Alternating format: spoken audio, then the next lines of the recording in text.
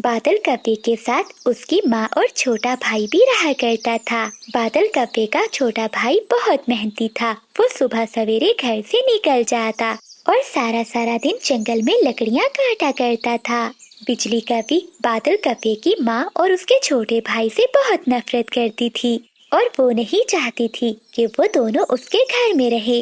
बादल जी, बहुत हो गया। अगर आज अपनी माँ और छोटे भाई को घर से ना निकाला तो मैं अपने मायके चली जाऊंगी। बिजली, वो सारा दिन मेहनत करके हमारे लिए भोजन लाता है। भला उसके रहने से तुम्हें क्या होता है? तुम उसे यहाँ रहने दो। और माँ भी तो भैया की वजह से ही यहाँ रह रही है। ये मुझे नहीं पता, मैंने तुम्हें बस बता दिया है। अगर उन दोनों को घर से ना निकाला तो मैं उन्हें धक्के देकर यहाँ से निकाल दूंगी। शाम हो जाती है। बादल कप्पा घर के बाहर जाकर बैठ जाता है। जैसे ही बादल कप्पे का छोटा भाई घर आता है तो वो उसे कहता है, छोटे, मैं नहीं चाहता कि तुम्हें और माँ को बिजली कभी धक्के देकर निकाले, इसलिए मैं तुम्हें यहाँ बताने के लिए बैठा था।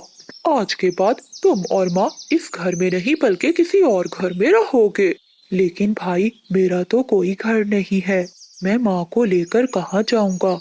ये सब मुझे नहीं मालूम। तुझे तो पता है ये घर तेरी भाभी का है।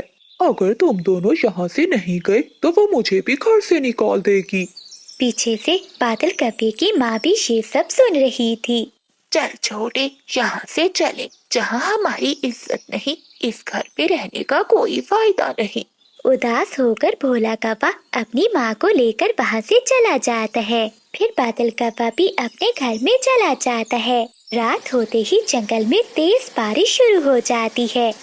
बादल कप्पे का छोटा भाई और उसकी माँ सारी रात एक पेड़ के नीचे बैठकर गुजारते हैं। अगली सुबह हो जाती है, लेकिन बारिश वैसे की वैसी ही थी। मानो चिड़िया और चीकू तोता भोजन लेने जा रहे थे। वो कप्पों को देखकर वहाँ आते हैं। अरे भोले भैया, आप ऐसी बारिश में माची को लेकर यहाँ क्यों बैठे हुए हैं? चिड़िया बहन, मुझे और माची को मेरे भैया और भाभी ने घर से निकाल दिया है। हमारे पास तो कोई भी घर नहीं है। मैं अपनी बूढ़ी माँ को लेकर कहाँ जाऊँ? चिड़िया बहन, वो कप्पे बहुत बुरे हैं। बादल को तो अपनी माँ पर भी जरा दया नहीं आई। हाँ तोते भैया, उन कप्पों से कोई भी उम्मीद नहीं रख सकता। चलिए माची और भोले भैया, आप दोनों मेरे साथ मेरे घर में चले। फिर मानो चिड़िया उन दोनों को अपने साथ अपने घर पे ले जाती है। चिड़िया बेटी, तुम्हारा बहुत बहुत धन्यवाद। अगर ऐसी बारिश में तुम हमारी मदद ना करती तो हम शायद मर ही जाते। नहीं माँ जी, ऐसा मत कहिए। चिड़िया बहन, मैं आवारा कौवा नहीं हूँ। मैं काम में आपकी मदद करूँगा। हाँ भोले भैया, मैं भी आप दोनों का घर बनाने में आपकी मदद करूँगी। बारिश रुक जाती है। भोला कौवा फिर से अपने काम पर चला जाता है। भूरा कौवा सारा दिन लकड़ियाँ काटता है और वो लकड़हारे पक्षी को लकड़ियाँ बेचकर भोजन खरीदता है। अरे भोले भैया, इन सब की क्या जरूरत थी? चिड़िया बहन, आप भी तो हमारी मदद कर रही हैं। मेरा भी फर्ज बनता है कि मैं भी आपके लिए कुछ करूं। फिर भोला कौवा दिन रात मेहनत करके अपने और अपनी माँ के लिए घर भी बना लेता है। चिड़िया बेटी, तुम्हारा बहुत बहुत धन्यवाद। मेरे बेटे ने अपना घर बना लिया है। अब हम अपने घर में ही जाकर रहेंगे। हाँ चिड़िया बहन, माँ ठीक कह रही है। तुम्हारा बहुत बहुत धन्यवाद। तुमने हमारे मुश्किल के समय में मदद की। भोले भैया, जो मेहनत करता है उसे हमेशा सफलता मिलती है। फिर भोला कौवा अपनी माँ को लेकर अपने घर में चला जाता है। बादल जी, उठो, जाकर कोई काम धंधा करो। बारिशों का मौसम शुरू होने वाला है। अगर बारिशें शुरू हो गई तो हम खाएंगे कहाँ से? तुम भी तो हर समय घर में सोई ही रहती हो। जाओ, तुम काम कर लो। तुमने ही तो माँ और भाई को घर से निकाला था। भाई मेरा कमा कर लाता था और माँ तुम्हें पकाकर खिलाती थी। कितनी अच्छी जिंदगी गुजर रही थी। तुमने ही अपने साथ मुझे भी मुसीबत में डाल दिया। ऐसे ही 2 दिन गुजर जाते हैं और फिर जंगल में बारिश शुरू हो जाती है। बिजली और बादल के पास खाने के लिए कुछ भी नहीं था। जब बिजली को भूख सताती है तो वो अपने घर से निकलती है। वो तेज बारिश में जंगल में दाना ढूंढने जाती है, लेकिन जंगल में तो हर तरफ पानी ही पानी था। जंगल में तो पानी ही पानी है। वो सामने घर किसका है, वहीं जाकर देखती हूँ। बिजली कभी घर के दरवाजे पर जाकर दस्तक देती है। कबूतर दरवाजा खोलता है। क्या हुआ काकी, यहाँ क्या करने आई हो? कबूतर भैया, मैं भूखी हूँ, मुझे कुछ खाने को दे दो। मेरे पास थोड़े ही सरसों के बीज हैं, अगर वो मैं तुम्हें दे दूं तो मैं क्या खाऊंगा? ऐसा कहते हुए कबूतर दरवाजा बंद कर देता है। जब बिजली कभी पीछे मुड़कर देखती है तो पीछे उसका देवर खड़ा था। भाभी, आप मेरे साथ आइए, मेरे पास भोजन है, मैं आपको भोजन देता हूँ। बिजली कभी बहुत शर्मिंदा होती है, उसे बहुत भूख लगी थी। वो भूरे कपे के साथ चली जाती है। माँ जी और भोले, ये घर किसका है? बेटी, ये घर हमारा है, तुम्हारे छोटे देवर ने बहुत मेहनत से बनाया है। हाँ भाभी, ये अनाज की टोकरी आप ले जाएं और भैया को भी देना। जब तक बारिशें हो रही हैं, आप ये भोजन मुझसे ले जाया करें। भोले, अब तुम मुझे शर्मिंदा कर रहे हो। तुम और माँ जी चलो मेरे साथ और मुझे माफ कर दो। भाभी, अगर आप हमें घर से ना निकालती तो मैं शायद कभी अपना घर ना बना पाता। मैं और माँ जी यहाँ खुश हैं। फिर बिजली कभी भोले कपे से भोजन लेकर चली जाती है और अपने किए पर बहुत शर्मिंदा होती है। कई साल पहले एक दुर्घटना में बिजली कपी की एक आंख फूट गई थी। इसलिए बिजली कपी को भोजन लाने में बहुत मुश्किल होती थी। कभी वो पेड़ से टकराकर गिर जाती तो कभी दुश्मनों से बचती हुई अपनी जान बचाती। एक दिन मानो चिड़िया बिजली कपी के पास आती है। बिजली बहन, मैंने 2 अंडे दिए हैं, आप मेरे घर में आकर मेरे अंडों का ध्यान रखें। मैं अपने लिए और आपके लिए दाना ले आऊंगी। चिड़िया, मैं तुम्हारे अंडों का ध्यान बहुत अच्छे से रखूंगी, लेकिन तुम मेरे लिए मीठा फल लेकर आना। ठीक है बिजली बहन, आप मेरे साथ चलिए। फिर बिजली कभी मानो चिड़िया के साथ चली जाती है। बिजली बहन, आप घोंसले में ही बैठना, तब तक मैं आपके लिए मीठा फल ले आती हूँ। ऐसा कहते हुए मानो चिड़िया चली जाती है और बिजली कभी चिड़िया के अंडों की रक्षा करने लगती है। बिजली के लिए मीठा फल तो मिल गया, अब मैं अपने लिए दाना भी ढूंढ लेती हूँ। शाम के बाद मानो चिड़िया घर लौट आती है। वो बिजली के लिए मीठा फल भी लाती है और अपने लिए दाना भी। चिड़िया बहन, तुम्हारा बहुत बहुत धन्यवाद। मैं कई दिनों से भूखी थी, आज पेट भरकर मीठा फल खाऊंगी। इसमें धन्यवाद की कोई बात नहीं बिजली बहन, आपने मेरी मदद की और मैंने आपकी। आप रोज यहाँ आ जाया करना और मेरे अंडों का ध्यान रखना। मैं अपना और आपका भोजन ले आया करूँगी। ऐसे ही कुछ दिन बीत जाते हैं। मानो चिड़िया रोज दाना लेने जाया करती और बिजली का भी चिड़िया के घर में उसके अंडों की रक्षा करती। एक दिन चील वहाँ से गुजर रही थी। वो चिड़िया के घर में आती है। अरे कभी, तुम यहाँ क्या कर रही हो? चील चाची, मेरी एक आँख नहीं है, मुझे भोजन लाने में बहुत दिक्कत होती है, इसलिए मैं चिड़िया के अंडों का ध्यान रख रही हूँ और वो मेरे लिए भोजन लेकर आएगी। इसका मतलब तुम चिड़िया की नौकरानी हो? नहीं नहीं, चिड़िया मेरी दोस्त है, मैं उसका काम करती हूँ और वो मेरा। वो चिड़िया तो मजे मजे के फल खाती है और तुम खाती हो सूखा दाना। तुम चलो मेरे साथ मेरे घर में, मैं तुम्हें अपने घर में मालकिन बनाकर रखूंगी, नौकरानी नहीं। चील की बात सुनकर बिजली कपी के मन में भी लालच आ जाता है। ठीक है चील चाची, तुम जाओ और मुझे सोचने का मौका दो। फिर चील वहाँ से चली जाती है। वैसे चील चाची ने बात तो ठीक कही है, मैं कब तक चिड़िया की नौकरानी बनकर रहूंगी। आज मैं चिड़िया से बात करूंगी। थोड़ी देर बाद मानो चिड़िया भी आ जाती है। आज फिर सूखा दाना, पहले दिन तुम मेरे लिए मीठा फल लाई थी और फिर हर रोज सूखा दाना ही लाती हो। मैं नहीं खाऊंगी ये सूखा दाना। बिजली बहन, जंगल में सूखे का मौसम चल रहा है, इसलिए भोजन की बहुत कमी है। बस बहुत हो गया, अब तुम्हारा और मेरा साथ नहीं चलेगा, कल से मैं नहीं आऊंगी। अब तुम जानो और तुम्हारे ये अंडे। ऐसा कहते हुए बिजली कभी चली जाती है। अगले दिन बिजली कभी चिड़िया के पास नहीं जाती। बड़ी, अगर आज भी काम वाली ना मिली तो मैं तुमसे बात नहीं करूंगी। छोटी, तुम चिंता नहीं करो, समझो एक नौकरानी मिल गई, एक काफी है, जो हमारे घर के सारे काम करेगी। ऐसा कहते हुए चील अपने घर से निकलती है और वो बिजली कवि के पास जाती है। क्यों भी बिजली, क्या सोचा है तुमने? चील चाची, इसमें सोचने वाली क्या बात है? मैं आपके साथ ही जाऊंगी। अब मैं तुम्हारे घर में जाकर मालकिन बनकर रहूंगी। अब मुझसे और चिड़िया की नौकरी नहीं होगी। ऐसे धोखा देकर चील बिजली कवि को अपने साथ ले जाती है। रास्ते में मानो चिड़िया और तोता बिजली को चील के साथ जाता हुआ देखकर उसे रोकते हैं। क्या हुआ बिजली बहन, आप चील चाची के साथ क्यों जा रही हैं? बस बहुत हो गया, मैंने सोच लिया है अब मैं चील चाची के साथ ही रहूंगी। वैसे भी चील के पास ढेर सारा भोजन है और मुझे भोजन की कोई भी चिंता नहीं होगी। बिजली, ये तुम गलत कर रही हो, तुम्हें चील के साथ नहीं जाना चाहिए। चुप कर जा मोटी चोंच वाले, तुझसे अब थोड़ी ना बर्दाश्त होगा कि मैं चील के घर मालकिन बनकर रहूं। चलो चील चाची चलें। फिर चील बिजली कवि को लेकर अपने घर चली जाती है। घर जाकर वो दोनों चील बहनें बिजली कवि के पंख काट देती हैं। शे क्या किया तुम दोनों ने?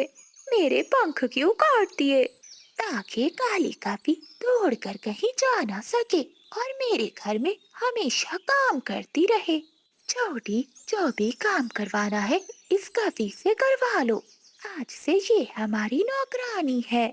हाँ दीदी, चल कवि, अब जल्दी से मेरे रसोई के सारे बर्तन धो दे और फिर पूरे घर में झाड़ू और पोछा भी लगाना है। बिजली कवि तो अब कुछ भी नहीं कर सकती थी। वो रसोई में जाती है और बर्तन धोने लगती है। वो अब कुछ भी नहीं कर सकती थी क्योंकि उसने बहुत अच्छी दोस्त को खो दिया था और अब वो हमेशा हमेशा के लिए चील बहनों की नौकरानी बन गई थी। आंटी जी, आप जाओ और मानो चिड़िया से 2 दाने ही उधार मांग लाओ। अगर मुझे आज दाने ना मिले तो मैं भूख से मर जाऊंगी। बबली, ये बारिशें भी कई दिनों से रुक गई हैं। अब तो मुझे शर्म आती है, मैं कैसे बार बार चिड़िया के घर दाना मांगने जाऊं। बंटी जी, चिड़िया बहुत दयालु है, वो किसी को भी खाली पंखों नहीं लौटाती। तेज बारिश में बंटी कबूतर छाता लिए अपने घर से निकलता है और मानो चिड़िया के घर पर जाकर दरवाजे पर दस्तक देता है। चिड़िया बहन, मैं हूँ बंटी कबूतर, दरवाजा खोलो। कबूतर भैया, मैं अभी आती हूँ। मानो चिड़िया अपने बच्चों को भोजन दे रही थी। वो अपने बच्चों को भोजन देती है और दरवाजा खोलती है। क्या हुआ कबूतर भैया, इतनी तेज बारिश में कैसे आना हुआ? मानो बहन, मुझे कहते हुए शर्म आती है, मैं फिर से दाना मांगने आया हूँ। कोई बात नहीं कबूतर भैया, आपको दाना चाहिए मैं अभी ला कर देती हूँ। फिर मानो चिड़िया घर में जाती है और एक पोटली में दाने भरकर कबूतर को ला कर देती है। कबूतर भैया, जब तक मेरे पास अनाज है मैं किसी पक्षी को भी अपने घर से खाली नहीं मोड़ूंगी। लेकिन हाँ, जब मेरे पास दाने खत्म हो गए तो देखा जाएगा। मानो बहन, आप बहुत दयालु हो और समझदार भी। जब हम सब पक्षी अपनी मस्तियों में घूमते तो आपने मेहनत की और आपने उन दिनों दाना जमा कर लिया। अगर हम सब पक्षियों ने भी तुम्हारी तरह दाना जमा किया होता तो आज हम इतनी मुश्किल में ना होते। फिर कबूतर मानो चिड़िया का धन्यवाद करते हुए दाना लेकर वहाँ से चला जाता है। बिजली कवि कबूतर को अपनी खिड़की से दाना लेकर जाते हुए देख रही थी। बादल जी उठो, वो देखो वो गया कबूतर, आज फिर चिड़िया से दाना लेकर जा रहा है। तुम भी जाओ और दाना लेकर आओ। कहीं ऐसा ना हो कि वो चिड़िया सारा दाना बांट दे और हम बारिशों के दिनों में भूखे रह जाएं। तुम चिंता नहीं करो, चिड़िया के घर में ढेर सारा दाना है। जितनी भी बारिशें हो, दाना कभी खत्म नहीं होगा। वो छोटी सी चिड़िया न जाने इतने काम कैसे कर लेती है। बिजली, मेरे पिता कहते थे जो मेहनत करता है वही कामयाब होता है। उसने देखो मेहनत की और दाना जमा किया और अब बारिशों के दिनों में वो सबकी मदद भी कर रही है। फिर बादल कौवा छाता लिए अपने घर से निकलता है और चिड़िया के दरवाजे पर जाकर दस्तक देता है। मानो बहन, मेरी प्यारी बहन, दरवाजा खोलो, मैं हूँ बादल कौवा। फिर मानो चिड़िया जल्दी से दरवाजा खोलती है। बादल भैया, चावल लेंगे या मकई का भुट्टा? जो भी मिल जाए, ऐसे मौसम में भला कहाँ से और दाना मिलेगा। जो भी मिल जाएगा वही खा लेंगे। फिर मानो चिड़िया 2 मकई के भुट्टे लाती है और बादल कवि को दे देती है। ये लो बादल भैया, ये बहुत मजे के भुट्टे हैं। एक बार खाओगे तो याद रखोगे। ये मकई के भुट्टे मैं किसान के खेत से लाई थी। चिड़िया बहन, तुम्हारा बहुत बहुत धन्यवाद। ये तो शुक्र है ऊपर वाले का कि तुम हमारी पड़ोसन हो, वरना ऐसी बारिश में हम तो भूखे ही मर जाते। फिर बादल कप्पा मकई के भुट्टे उठाता है और अपने घर की ओर चला जाता है। बादल जी, ये मकई का भुट्टा तो बहुत स्वादिष्ट है। क्या चिड़िया के घर में ऐसे और भी भुट्टे थे? होगी, मुझे क्या पता, मैं घर में थोड़ी ना गया था। बादल जी, हम कितनी बार चिड़िया से दाना मांग मांग कर खाएंगे। कुछ दिनों तक तो वो हमें दाना भी नहीं देगी। क्यों ना आज रात हम चिड़िया का सारा दाना ही चुरा लें। लेकिन बिजली, ये बहुत मुश्किल है। चिड़िया दरवाजे की कुंडी लगाकर सोती है। बादल जी, तुम कोई छोटे मामूली चोर थोड़ी ना हो, तुम भी तो पूरे जंगल के बड़े चोर हो। भला तुम्हारे लिए चिड़िया के घर में घुसना कौन सा मुश्किल काम है? ये तो तुम सच कह रही हो बिजली, मुश्किल है लेकिन नामुमकिन नहीं। ठीक है, आज रात तैयार रहना, हम कुछ न कुछ करेंगे। बच्चों, घर में सूखी लकड़ियाँ खत्म हो गई हैं और बारिश भी हो रही है। ऐसी ठंड में तो हम रात को कैसे सो पाएंगे? आप दोनों घर में ही बैठो, मैं अभी जंगल से कुछ सूखी लकड़ियाँ ढूंढ कर लाती हूँ। फिर मानो चिड़िया अपना छाता लिए घर से निकलती है। वो घने जंगल में जाती है, जहाँ एक पेड़ के नीचे उसे कुछ सूखी लकड़ियाँ मिल जाती हैं। वो लकड़ियाँ उठा ही रही थी कि उसे किसी पक्षी के रोने की आवाज सुनाई देती है। मानो चिड़िया जरा आगे होकर देखती है, वहाँ एक तोती बैठी रो रही थी। मेरे बच्चे भूखे हैं और मेरे घोंसले में एक भी दाना नहीं है, मैं क्या करूं? ऊपर वाले, इससे अच्छा था कि तू मुझे अपने पास ही बुला लेता। मैं अपने बच्चों को भूखा नहीं देख सकती। मानो चिड़िया तोती के पास जाती है। तोती बहन, आप ऐसे क्यों रो रही हैं? चलिए आप मेरे साथ चले, मैं आपको दाना देती हूँ। ये सुनकर तोती खुश हो जाती है। लेकिन ऐसी तेज बारिश में आप मुझे दाना कहाँ से देंगी? तुम उसकी चिंता मत करो, मैंने पहले ही दाना जमा करके रखा हुआ था। फिर मानो चिड़िया तोती को अपने साथ अपने घर में ले जाती है और कुछ अनाज उसे एक पोटली में डालकर दे देती है। ऐसे रात भी हो जाती है, लेकिन बारिश तो रुकने का नाम ही नहीं ले रही थी। रात को तेज बारिश में बादल कप्पा और बिजली कप्पा अपने घर से निकलते हैं और वो चिड़िया के घर के पास जाकर बैठ जाते हैं। बादल जी, चिड़िया का दरवाजा तो बंद है, वो देखो खिड़की खुली है। तुम जाओ, खिड़की से ही चले जाओ। ठीक है बिजली, तुम ध्यान रखना। फिर बादल कप्पा खिड़की से चिड़िया के घर में घुस जाता है। बादल कप्पे को पता ही नहीं चलता, खिड़की के साथ दिया पड़ा हुआ था। जैसे ही वो घर में घुसता है तो पूंछ पर आग लग जाती है। मर गया, मैं मर गया, मेरी पूंछ जल गई। शोर सुनकर बिजली कप्पा वहाँ से भाग जाती है। बेशरम कप्पा, तुम मेरे घर में क्या करने आए हो? वो मैं तो बस बच्चों से मिलने आया था। अच्छा, तुम्हें खिड़की ही मिली थी बच्चों से मिलने के लिए? मीना बेटी, जरा झाड़ू दो मुझे। फिर मानो चिड़िया झाड़ू से बादल कप्पे की खूब पिटाई करती है। बचाओ, मुझे बचाओ। मैं सबको दाना देती हूँ और सबकी मदद करती हूँ, लेकिन फिर भी काले कप्पे तुम मेरे घर में चोरी करने चले आए। फिर किसी न किसी तरह बादल कप्पा अपनी जान बचाकर चिड़िया के घर से भाग जाता है। बादल भैया और बिजली बहन, हमें यहाँ से जाना होगा। मौसम बदल रहा है, ठंड के साथ साथ बारिशें भी शुरू होने वाली हैं। जंगल के सभी पक्षी जाने की तैयारी कर रहे हैं, आप भी तैयार हो जाएं। कोई चाहता है तो जाए, मैं और बादल जी तो इसी जंगल में ही रहेंगे। हाँ, बिजली ठीक कह रही है, हम ये मीठे मीठे फल, दाना और खेत छोड़कर नहीं जाएंगे। बादल भैया, जान है तो जहान है। हम सब पक्षी इतनी ठंड और बारिशों को नहीं झेल सकते। हम सबको दूसरे जंगल की ओर परवास कर जानी चाहिए। अगर कोई भी पक्षी इस जंगल में रह गया तो वो मर जाएगा। मानो चिड़िया उन्हें मनाने की बहुत कोशिश करती है, लेकिन वो पति पत्नी चिड़िया की एक भी बात नहीं सुनते। थक हार कर मानो चिड़िया वहाँ से चली जाती है। जंगल के सभी पक्षी अपना अपना सामान बांधकर बड़े पेड़ के नीचे जमा हो गए थे। क्या दोस्तों, आप सब तैयार हो? हाँ चिड़िया बहन, हम सब तैयार हैं, लेकिन वो कप्पे कहाँ हैं? कबूतर भैया, मैंने कौवों को समझाने की बहुत कोशिश की, लेकिन वो ये जंगल छोड़कर जाने को तैयार नहीं है। चिड़िया बहन, वो मरेंगे, वो जरूर मरेंगे। हाँ चिड़िया बहन, तोता ठीक कह रहा है। ऐसे मौसम में भला कौन जिंदा रह सकता है। हाँ बुलबुल बहन, ऐसा ही है। चलो हम सब चलते हैं। फिर वो सभी दोस्त अपना अपना सामान उठाते हैं और दूसरे जंगल की ओर निकल जाते हैं। उड़ते उड़ते वो रास्ते में रुकते हैं। वहाँ एक गंदम का खेत था। वो सब दोस्त वहाँ से दाने इकट्ठे करते हैं और आगे का सफर शुरू करते हैं। शाम हो जाती है, लेकिन वो सब दोस्त अभी भी रास्ते में थे। वो सभी दोस्त घने जंगल में रुकते हैं। दोस्तों, ये जंगल हमारा नहीं है, इसलिए हम सब दोस्तों को इस जंगल में सावधान रहना होगा। हाँ चिड़िया बहन, हम सबको बारी बारी पहरा देना होगा। हम में से हर पक्षी बारी बारी रात को पहरा देगा। ठीक है कबूतर भैया। सबसे पहले मानो चिड़िया ऊंचे पेड़ पर बैठ जाती है और बाकी सब पक्षी सो जाते हैं। बिजली कवि और बादल कव्वा अपने घर में आराम से लेटे हुए थे।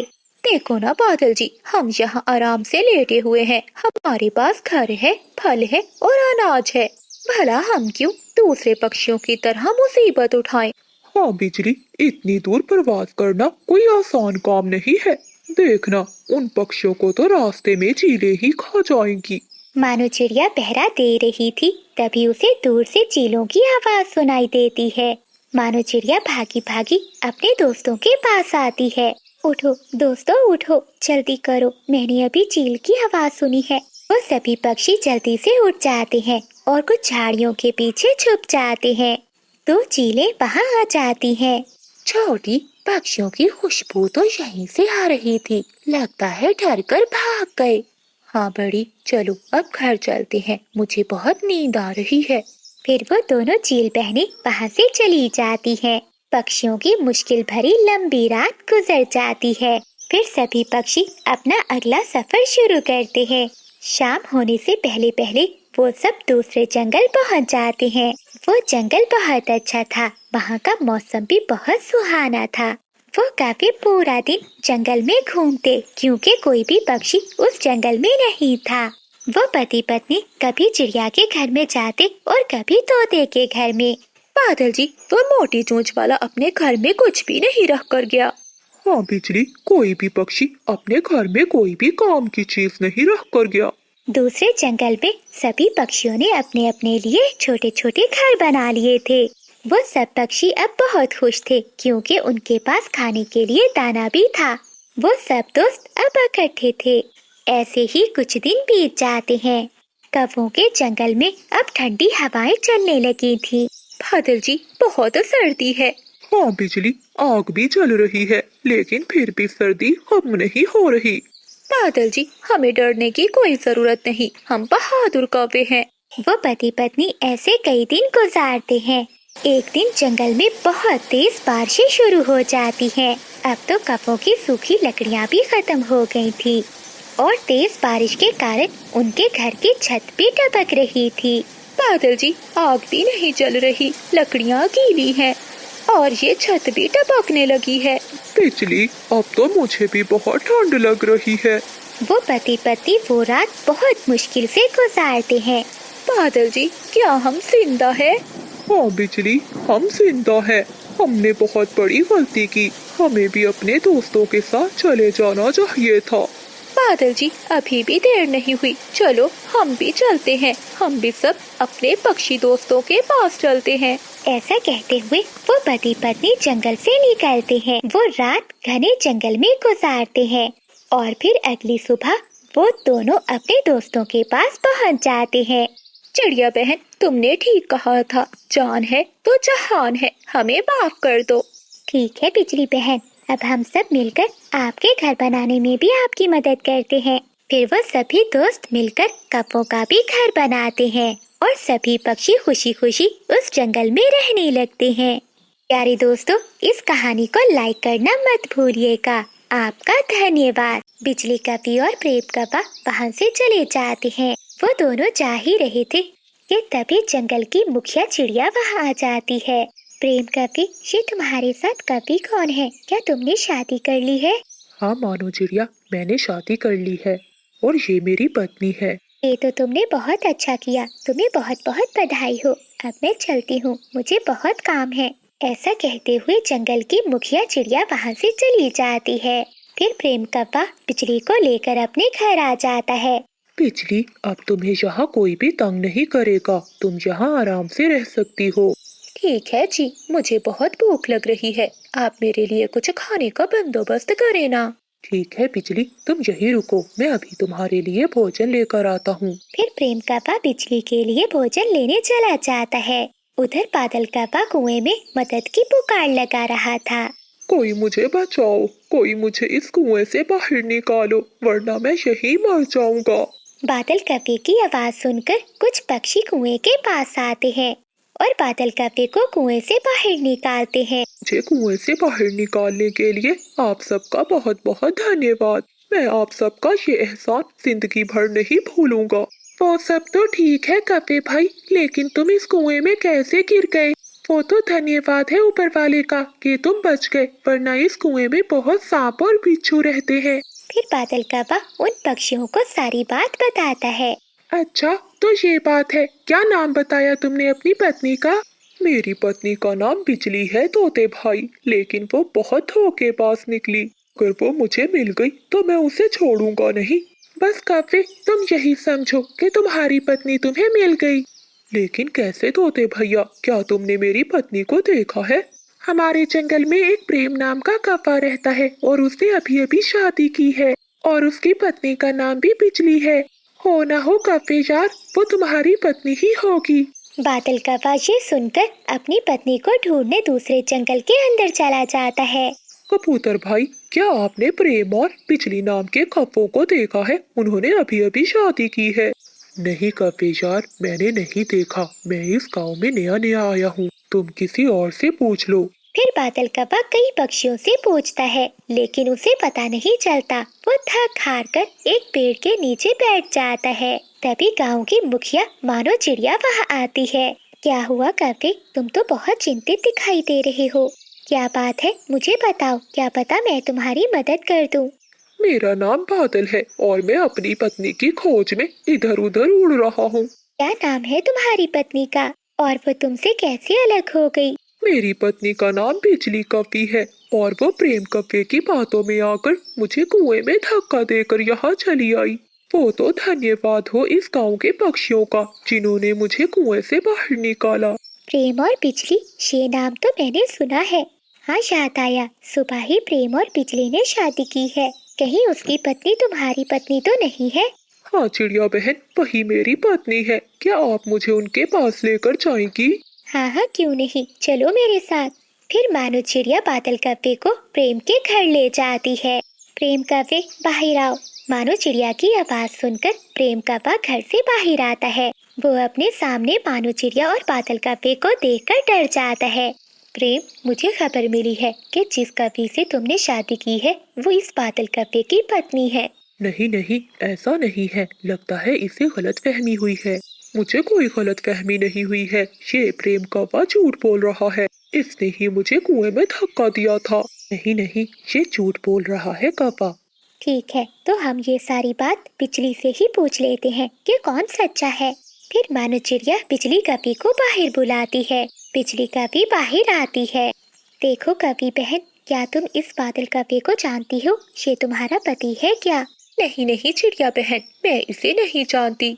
झूठ मत बोलो बिजली, ऊपर वाला सब देख रहा है। तुम कौन हो? मैं तुम्हें नहीं जानती। मैंने तुम्हें अपने प्राणों में से आधे प्राण दिए हैं, ऊपर वाले से डरो। जब प्यास के कारण तुम मर गई थी तो मैंने तुझे अपने आधे प्राण देकर बचाया था। बादल कवि की ये बात सुनकर बिजली कवि डर जाती है। अगर ऐसा है तो जो कुछ मैंने आपसे लिया है वो सब मैं आपको देने का वचन करती हूँ। इतना कहते ही बिजली कवि नीचे गिर पड़ती है और वो मर जाती है।